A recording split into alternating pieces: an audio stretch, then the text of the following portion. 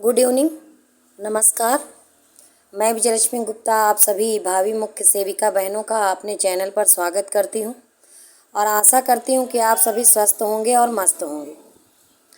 मुख्य सेविका भर्ती के बारे में कुछ महत्वपूर्ण बिंदुओं पर चर्चा करेंगे और सर्वप्रथम चर्चा करेंगे चूँकि बहनें बहुत ज़्यादा परेशान हैं और उनके अभिभावक भी बहुत ज़्यादा परेशान हैं। काफ़ी दिन हो गए हैं और रिज़ल्ट नहीं आया है और रिज़ल्ट आए भी कैसे, क्योंकि मामला कोर्ट में लंबित है, सबको जानकारी है इस बात की।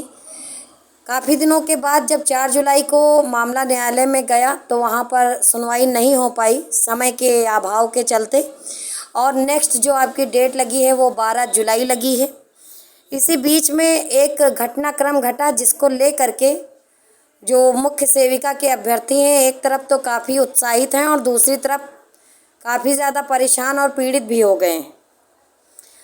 लेखपाल भर्ती का नियुक्ति पत्र रुका हुआ था, वितरण समारोह होने वाला था और अचानक से उस पर स्टे हो गया था, तो नियुक्ति पत्र उनको मिल नहीं पाया था और काफ़ी खींचतान के बाद अब स्टे कल हट गया है और उनका जो प्रोग्राम है नियुक्ति पत्र वितरण का वो 10 जुलाई को होना है, जिसके लिए मेरी तरफ से भी बधाई है सभी लेखपाल भाई बहनों को।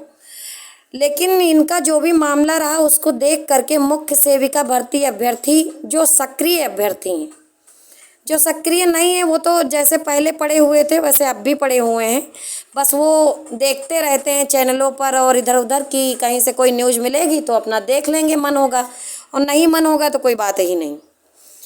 इस लेखपाल भर्ती को देख करके अभ्यर्थी परेशान हैं और उनका कहना है कि इन्हीं के तर्ज पे हम कार्य करें और जैसे जैसे लेखपाल भाई बहनों ने किया है वैसे वैसे करना चाहिए। ठीक है, अच्छी बात है कि आप लोग सीख रहे हैं, मगर लेखपाल भर्ती और मुख्य सेविका भर्ती में जो मेरे विचार हैं मैं वो रखूँगी और उम्मीद करती हूँ कि आप लोगों के पास इतना समय ज़रूर होगा कि मेरी बात को आप लोग सुनेंगे और पूरा वीडियो देखेंगे। देखिए, मैं आपको सबसे पहले जो मैंने लिख रखा है थंबनेल पर कि सरकार विभाग आयोग, समझे मेरे पॉइंट ऑफ व्यू से, यानी कि मैं क्या विचार रखती हूँ ये मैं आपको बताना चाहूँगी और इसको सुनने के लिए आपको थोड़ा समय देना पड़ेगा। ठीक है, देखिए, यूपी ट्रिपल एससी की बात मैं सबसे पहले करूँगी, आयोग की बात सबसे पहले करूँगी। यूपी ट्रिपल एससी आयोग एक ऐसा आयोग है, इन्होंने अभी हाल ही में कैलेंडर जारी किया था और जिसमें इन्होंने अपनी खुद की तारीफ़ की, जिसमें इन्होंने बताया कि 8 साल 6 साल 5 साल 4 साल कैसे इन्होंने विभिन्न प्रकार की भर्तियों को फंसा के रखा या रिजल्ट नहीं दिया, या कुछ एक कारण रहे कि इनकी भर्तियां कोर्ट में रही, हालांकि हो सकता है इन्होंने फंसाया हो, मामला कोर्ट में रहा हो, तो 8 साल 9 साल 10 साल ऐसे ये फंसा के चीज़ों को रखे हैं। और ऐसा तो है नहीं कि ताली एक हाथ से बजती है, कहीं ना कहीं से त्रुटि इन लोगों की तरफ से भी हुई होगी, या वो अभ्यर्थी जो असंतुष्ट हो जाते हैं हर एक बात पर वो न्यायालय में चले गए होंगे, इसीलिए इतना लंबा खिंचता रहता है यूपी ट्रिपल एससी का मामला। हमारी जो भर्ती का कैलेंडर जारी हुआ है उसमें मुख्य सेविका को सबसे लास्ट में रखा गया और बताया गया कि नवंबर और दिसंबर में हम आपका अंतिम चयन कर लेंगे। कब 3 स्टार लगा के बताया है, अगर माननीय उच्च न्यायालय से अंतिम फैसला आ जाता है तब। ठीक है, यहाँ पर आप देख सकते हैं कि जो आयोग है यूपी ट्रिपल एससी आयोग है, इसकी मंशा क्या है। देखिए, सबसे पहले तो इन्होंने अपने आप को बचा लिया है। ठीक है, कैसे बचा लिया कि अगर किसी भी कारणवश मान लीजिए कि न्यायालय में चीज़ें फंसी रहीं तो हम बिल्कुल एकदम साफ साफ निकल जाएंगे, हमसे कोई मतलब नहीं, हम कह देंगे कि हमने कहा था कि न्यायालय से मामला रफा दफा होगा तो वही हम रिजल्ट देंगे। ठीक, अब जो अंदर की बात है वो मैं आपको बताती हूँ। किसी भी भर्ती का अगर किसी भी प्रकार का कोई रिजल्ट ना आवे, ठीक है, अगर किसी भी प्रकार का, देखिए स्कोर कार्ड तो कोई ना जारी हुआ है ना मुझे लगता है कि जारी होगा, केवल आपको आंसर की दे दी गई हैं, रिवाइज्ड भी और जो ऑफिशियल जारी होती वो दोनों, उन्हीं को मिला करके अभ्यर्थी अपने अपने नंबर जोड़ करके बैठे हैं कि मेरा नंबर इतना है और किसी को कोई आइडिया नहीं है कि उसका सिलेक्शन होगा या नहीं होगा।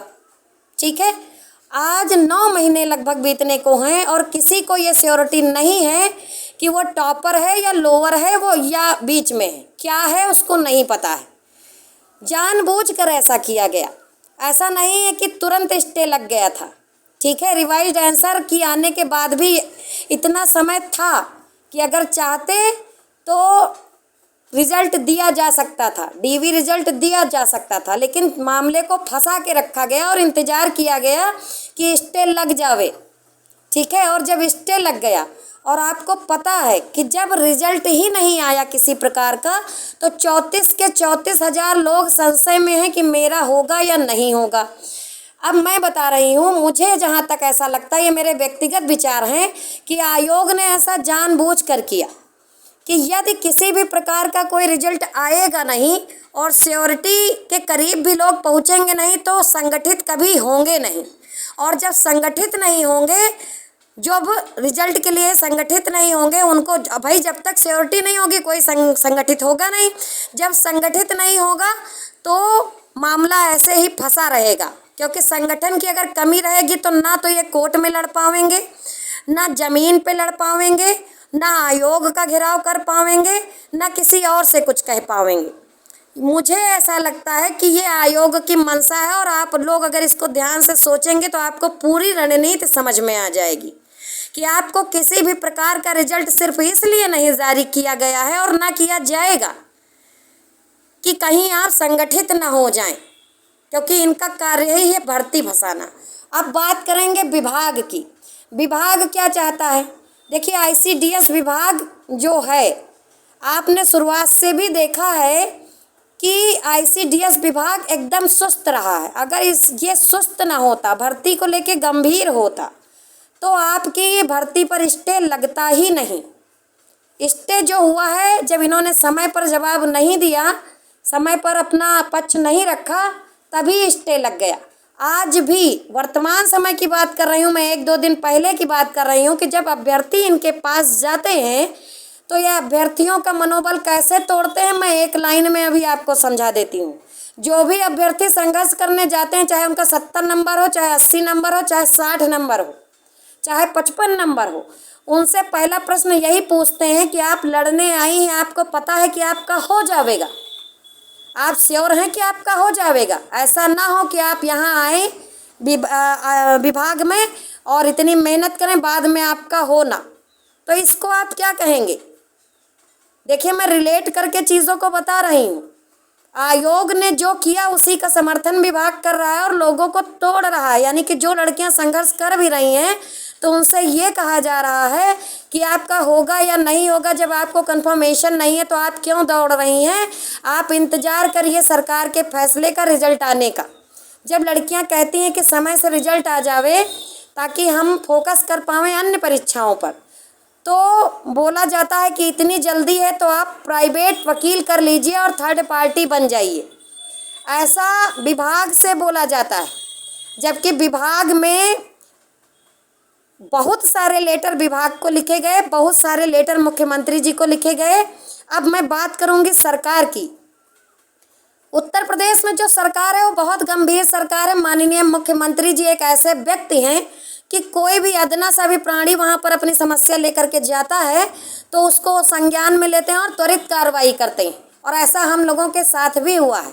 सैकड़ों नहीं, हजारों की मात्रा में हम लोगों ने जब पत्र लिखे और उनकी 3-3 बार आदेशित किया गया, 3-3 बार मुख्यमंत्री के सचिव जी ने विभाग को आदेशित किया कि न्यायालय में अगर चला गया है आपका मामला और स्टे लग गया है तो आप उचित पैरवी करवाइए।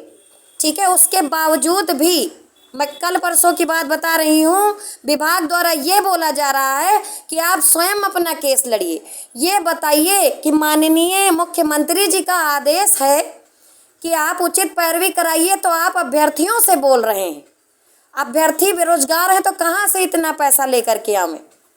बेरोजगार अभ्यर्थी अब यही काम बचा है कि पहले परीक्षा की तैयारी करे, परीक्षा दे, फिर विभिन्न प्रकार के धरने का आयोजन करे, तब कहीं मामला आगे बढ़े। और उसके बाद जब मामला कोर्ट में किसी आप लोगों की गलती से, विभागीय गलती से, संविदा कर्मियों का केस हम लोगों के वजह से नहीं है, विभाग की त्रुटियों से है।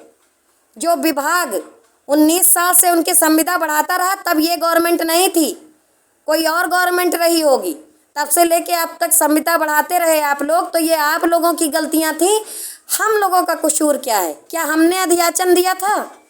अधियाचन बाल विकास पुष्टाहार की तरफ से निकाला गया। अधीनस्थ सेवा चयन आयोग ने परीक्षा करवाई 1 साल के विलंब के बाद, विभिन्न प्रकार की लड़ाइयाँ लड़ने के बाद, और आज आप ऐसे बोल रहे हैं, ठीक है। उसके बाद जब आपको सामने से कोई व्यक्ति मोर्चा लेता है और कहता है, तो आप पैनिक होकर के, विभाग वाले लोग पैनिक होकर के कहते हैं कि आप लोग विभिन्न प्रकार के वीडियोस बनाते हैं। आप जान रहे हैं कि कोई भी अखबार हमको नहीं छापेगा, कोई भी अखबार हमारी समस्या को नहीं उठावेगा, क्योंकि हमारी संख्या है कम, ठीक है। और जो महिलाएं हैं वो सभी महिलाएं सक्रिय नहीं हैं। अगर उन महिलाओं में मैं विजयलक्ष्मी गुप्ता सामने से आके बातें रख रही हूँ, ठीक है। बहुत ज़्यादा मुझे जानकारी नहीं है, क्योंकि मैं इलाहाबाद तो रोज़ जाती नहीं हूँ, क्योंकि मैं वहाँ की हूँ नहीं, और ना ही मैं भी अभ्यर्थी हूँ, तो वहाँ बैठी तो रहूँगी नहीं। न्यायालय का जो है वो पकड़ करके खंभा कि हम यहीं बैठे हैं 24 घंटा। आप लोगों के द्वारा अगर इस तरह के वक्तव्य बोले जाते हैं कि अभ्यर्थी स्वयं केस लड़े, तो ये शर्म की बात है।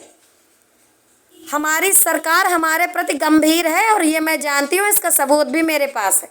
जितने भी जनता दरबार हम लोग गए, जितने भी हम लोगों ने पत्र भेजे, सब में सकारात्मक आख्या लगाई गई हैं और सकारात्मक आदेश दिए गए हैं कि विभाग पैरवी करावे, जबकि विभाग के द्वारा भ्रामक आख्याएँ लगाई गईं।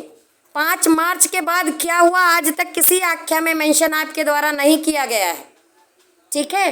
तो मैं सरकार का पक्ष रखना चाहूँगी। जो लोग सरकार की बदनामी करते हैं, बुराई करते हैं, भले ही लोग मुझे वर्तमान सरकार का भक्त कहे, लेकिन मैं जो सच है वही देखती हूँ। सरकार ने बार बार हमको विभाग को आदेशित किया है कि वो अपना पक्ष रखें और सही समय पे रखें, ठीक है। वो पक्ष नहीं रख रहे हैं, इसलिए स्टे नहीं हट रहा है। पूरा नोटिफिकेशन उठा करके आप सभी लोग देख लें, कहीं पर भी संविदा कर्मियों के किसी भी प्रकार के पद होने का इसमें जिक्र नहीं है नोटिफिकेशन में। उसके बाद भी भर्ती पर स्टे आज क्यों है? क्योंकि विभाग की लापरवाही है। सरकार को खबर आज 19 साल बाद दी जा रही है कि संविदा कर्मियों का कार्यकाल बढ़ाया गया। किसके द्वारा बढ़ाया गया है? हम लोगों के द्वारा बढ़ाया गया। हम बेरोजगार लोग बढ़ावे हैं? नहीं बढ़ाए हैं, ठीक है। तो ये सारी बातें हैं, इन बातों को मैं बोल रही हूँ, और बोलने का कारण ये है, भले मुझे सूली पर चढ़ा दिया जाए, लेकिन बोलना मेरा संवैधानिक अधिकार है। मैं अपने विचार रख सकती हूँ, सबके समक्ष रख रही हूँ। ये मेरे व्यक्तिगत विचार हैं, आप लोग इसका जो है एनालिसिस करिए और उसके बाद बताइए कि क्या मेरे विचार गलत हैं। नहीं, मैंने देखा कि आयोग ने छुट्टी ले ली 3 स्टार बना करके, ये लिख करके कि न्यायालय से अंतिम फैसला आएगा तो हम करेंगे। विभाग जिसको पैरवी करनी चाहिए, जब वहाँ अभ्यर्थी जाते हैं तो उनसे कहा जाता है कि ये बताइए, ये अधिकारियों वाली बातें नहीं की जाती हैं। इस तरह से बताया जाता है, संविदा कर्मी इतने दिन से काम कर रहे हैं, आप तो केवल परीक्षा दी हैं। बताइए, कोई अधिकारी इस तरह से बातें करता है? नोटिफिकेशन में आप देखिए, कहीं पर जिक्र नहीं है। यही लोग लेट गए, पक्ष नहीं रखा तो स्टे हो गया, और आज यही लोग नहीं पैरवी कर रहे हैं तो नहीं आ रहा है परिणाम। जब लेखपाल भर्ती की तुलना करते हैं आप सभी लोग, तो मैंने बता दिया है, गलती आप लोगों की भी है। 34,000 लोग अगर संगठित होकर खड़े हो जाएं तो अपनी बात रखी जा सकती है, लेकिन सब एक दूसरे का मुंह देखते हैं कि वो जाएं, क्योंकि श्योरिटी नहीं। किसी भी प्रकार का रिजल्ट आया होता तो 8-9 हज़ार लोग संगठित हो गए होते, और ये ना होने पाए, इसीलिए रिजल्ट नहीं दिया गया है। ये सब सिस्टम यानी कि सोची समझी मंशा है। सरकार का पक्ष मैं रखना चाहूँगी कि सरकार हमारी गंभीर है, मुख्यमंत्री जी हमारे गंभीर हैं, बस हमारी बातें वहाँ तक पहुँच नहीं पा रही हैं, और अधिकारियों की ये जो चंटाईपना है ये उन तक पहुँच नहीं रहा है। लेकिन जिस दिन पहुँच गया ना, उस दिन आप लोग खुद समझदार हैं कि बाबा जी कोई नॉर्मल व्यक्ति नहीं है, उनके बुलडोजर में तेल हमेशा भरा रहता है। दूसरी बात यह है कि आप आपस में संगठित रहिए। 12 जुलाई तक हम लोग वेट करेंगे। 12 जुलाई को अगर सक्रिय परिणाम नहीं आता है तो ही हम आगे कुछ करेंगे। और मैं आप सबसे कहती हूँ कि थोड़ा सा शासन प्रशासन पर विश्वास बना के रखिए। अभी इतना भी खराब नहीं आया है रिस्पांस, या इतना भी खराब कुछ आपके साथ नहीं हुआ है, और किसी अन्य भर्ती से अपनी तुलना भी मत करिए, ठीक है। लेखपाल भर्ती में रिजल्ट जारी हो चुका था, नियुक्ति पत्र भी मिलने वाला था। इस चीज़ को आप लोग समझिए, जितनी जल्दी समझ जाएं उतना अच्छा है। और बाकी तैयार रहिए, बिल्कुल प्रोटेस्ट के लिए तैयार रहिए। जल्द मिलेंगे अगले वीडियो में, तब तक के लिए धन्यवाद।